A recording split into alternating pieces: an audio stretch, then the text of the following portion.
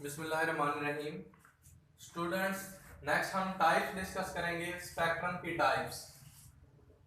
There are two types of spectrum, continuous spectrum and line spectrum. Line spectrum का दूसरा name होता है atomic spectrum.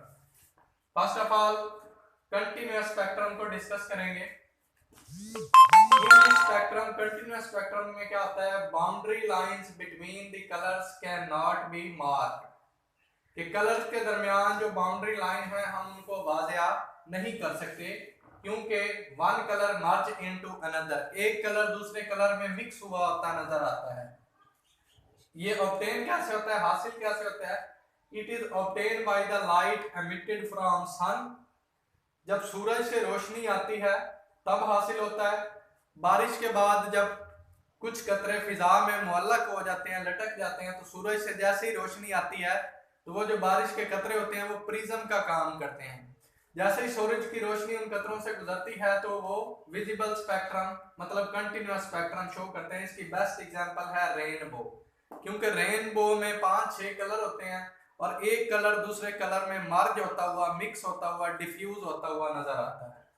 या फिर दूसरा तरीका ये है कि हम हासिल करते हैं इनकैंडिसेंट सॉलिड से या इलेक्ट्रिक लाइट से। इनकैंडिसेंट सॉलिड्स क्या होते हैं? Light emitting solids. ऐसे सॉलिड जो लाइट को एमिट करते हैं उन्हें हम कहते हैं इनकैंडिसेंट सॉलिड्स। ऐसा सॉलिड जिसे हम हीट करें तो वो लाइट को एमिट करना शो कर दे, उसे कहते हैं लाइट एमिटिंग सॉलिड्स। जिस तरह मोमबत्ती है या बल्ब के अंदर जो फिलामेंट लगा होता है, हीट करने पे वो स्पेक्ट्रम देता है, कंटिन्यूअस स्पेक्ट्रम। और ये कैरेक्टरिस्टिक्स है, it is the characteristics of matter in bulk. ये मैटर की कैरेक्टरिस्टिक्स है, मादा की। कब? जब मादा या मैटर किस में होता है? बल्क। बल्क का मतलब होता है लार्ज क्वांटिटी, ज्यादा मिकदार। वो फिजा में जो बारिश के कतरे होंगे, मैटर ही है ना, बहुत ज्यादा मिकदार में होगा। जब सूरज से रोशनी आएगी तो वो कतरे प्रिज्म का काम करेंगे। नेक्स्ट है जी लाइन स्पेक्ट्रम और एटॉमिक स्पेक्ट्रम। इसका दूसरा नाम है एटॉमिक स्पेक्ट्रम, क्योंकि हर एटम का यह अपना होता है, इसलिए हम कहेंगे it is the characteristics of atom. Her atom का अपना स्पेक्ट्रम होगा। लाइन स्पेक्ट्रम क्योंकि इसमें बाउंड्री लाइंस होती हैं, कैन बी मार्क, और हम उनको मार्क कर सकते हैं, देख सकते हैं कि कहां से कौन सा कलर शुरू हो रहा है और कहां पे खत्म हो रहा है। अब इसकी डेफिनेशन को एक सिंपल इस डायग्राम के जरिए मैंने बता दिया।